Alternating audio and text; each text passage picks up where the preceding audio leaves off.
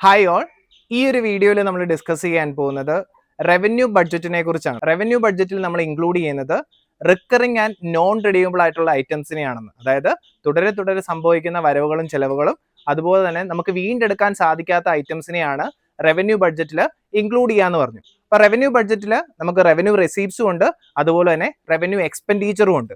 അപ്പോൾ ഈ റവന്യൂ ബഡ്ജറ്റിലെ ഈ റവന്യൂ എക്സ്പെൻഡിച്ചറും റവന്യൂ റെസീപ്സിനെ കുറിച്ചുമാണ് നമ്മളിവിടെ ഡിസ്കസ് ചെയ്യുക. അപ്പൊ നമ്മൾ റെസീപ്റ്റ് സൈഡിലേക്ക് വന്നു കഴിയുമ്പോൾ ഇവിടെ നമുക്ക് മോസ്റ്റ് ഇമ്പോർട്ടൻ്റ് ആയിട്ടുള്ള രണ്ട് റെസീപ്സുകളാണ് ടാക്സ് റവന്യൂ അതുപോലെ തന്നെ നോൺ ടാക്സ് റവന്യൂ. അപ്പം ഒരു ഗവൺമെന്റിനെ അപേക്ഷിച്ച് ഗവൺമെന്റിന്റെ മോസ്റ്റ് ഇമ്പോർട്ടൻ്റ് ആയിട്ടുള്ള രണ്ട് വരുമാനങ്ങളാണ് റവന്യൂ ബഡ്ജറ്റിലെ രണ്ട് വരുമാനങ്ങളാണ് ടാക്സും നോൺ ടാക്സ് റവന്യൂ. അപ്പൊ ഈ ടാക്സ് റവന്യൂല് നമുക്ക് എല്ലാവർക്കും അറിയാവുന്ന പോലെ തന്നെ ഡയറക്റ്റ് ടാക്സും അതുപോലെ തന്നെ ഇൻഡയറക്റ്റ് ടാക്സും ഉണ്ട്. ഇനി അതുപോലെ തന്നെ നോൺ ടാക്സ് റവന്യൂലേക്ക് വന്നു കഴിയുമ്പം നമുക്ക് അവിടെ കാണാവുന്നതാണ് ഗവൺമെന്റിന് പല രീതിയിലുള്ള ബിസിനസ്സുകളുണ്ട്. അതുവഴി പല ഗുഡ്സ് ആൻഡ് സർവീസസ് അവർ സെല്ല് ചെയ്യാറുണ്ട്, അതുവഴി കിട്ടുന്ന വരുമാനമുണ്ട്. ഇനി അതുകൂടാതെ ഇവർക്ക് ഗവൺമെന്റ് പലർക്കും കൊടുക്കുന്ന ലോൺസിന് കിട്ടുന്ന ഇൻട്രസ്റ്റ് എന്ന് പറയുന്നതും ഒരു വരുമാനമാണ്. ഇനി അതുപോലെ തന്നെ ഗവൺമെന്റിന് പല രീതിയിൽ ലഭിക്കുന്ന ഗ്രാൻസ്. അപ്പൊ ഇവിടെ വളരെ ഇമ്പോർട്ടൻ്റ് ആയിട്ട് നിങ്ങൾ മനസ്സിലാക്കേണ്ട കാര്യം, ഗ്രാൻസ് എന്ന് പറയുന്നത് ഒരിക്കലും റീപേയ്മെന്റ് ഇല്ലാത്തതാണ്. പക്ഷേ ലോൺസ് ആണെങ്കിൽ റീപേയ്മെന്റ് ഉള്ളതാണ്.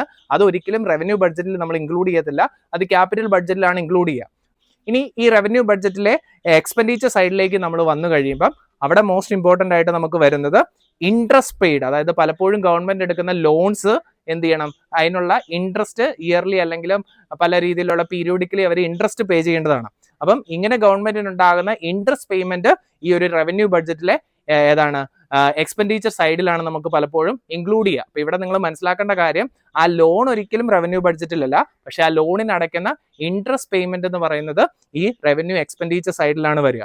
ഇനി അതുകൂടാതെ മറ്റൊന്നാണ് സബ്സിഡീസ്. അപ്പൊ ഗുഡ്സ് ആൻഡ് സർവീസസിന് ഗവൺമെന്റിന് പല രീതിയിലുള്ള സബ്സിഡീസ് സിറ്റിസൺസിന് പ്രൊവൈഡ് ചെയ്യാറുണ്ട്.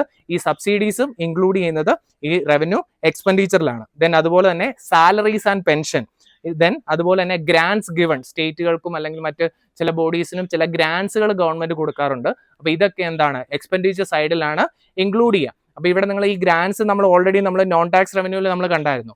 ആ നോൺ ടാക്സ് റവന്യൂവിൽ ഗവൺമെന്റിന് ലഭിക്കുന്ന ഗ്രാൻസ് ആണ്, ഫോറിൻ ബോഡീസിൽ നിന്നോ അല്ലെങ്കിൽ മറ്റ് എന്റിറ്റീസിൽ നിന്നോ ഗവൺമെന്റിന് കിട്ടുന്ന ഗ്രാൻസ് ആണ് നോൺ ടാക്സ് റവന്യൂവിൽ നമ്മൾ ഇൻക്ലൂഡ് ചെയ്യുക.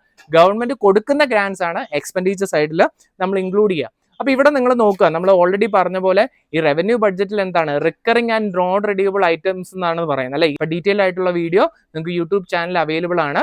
നിങ്ങൾക്ക് ഡിസ്ക്രിപ്ഷൻ ബോക്സിൽ നിന്നോ അല്ലെങ്കിൽ ബയോയിൽ നിന്നോ ചാനലിലെ ലിങ്ക് എടുക്കാവുന്നതാണ്.